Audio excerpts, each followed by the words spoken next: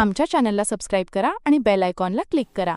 सांगली जिल्ह्यातील अवैध व्यवसाय विरोधात 10 मार्चपासून जिल्हाधिकारी कार्यालयासमोर आमरण उपोषणाची घोषणा. महावीर तात्या कांबळे.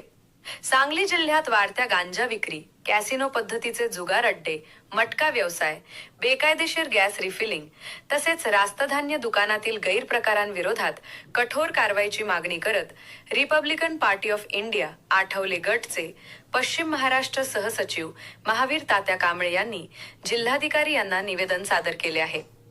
कांबळे यांनी निवेदनात म्हटले आहे की जिल्ह्यात अवैध जुगार आणि मटका व्यवसाय खुलेआम सुरू असून त्यामुळे युवकांचे भविष्य धोक्यात आले आहे.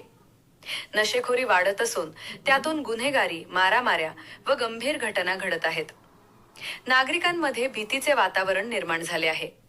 तसेच घरगुती गॅस सिलेंडरचे बेकायदेशीर रिफिलिंग कोणत्याही सुरक्षा नियमांशिवाय सुरू असल्याचा गंभीर आरोप त्यांनी केला आहे. या प्रकारामुळे कोणत्याही क्षणी मोठी दुर्घटना घडू शकते व निरपराध नागरिकांचा जीव धोक्यात येऊ शकतो असा इशाराही त्यांनी दिला. रास्तधान्य दुकानातील गैरप्रकारांमुळे गरजू लाभार्थ्यांना धान्य मिळत नसून काळ्या बाजारात विक्री होत असल्याचा आरोपही त्यांनी केला. गरिबांच्या तोंडचा घास हिरावला जात असल्याची खंत त्यांनी व्यक्त केली.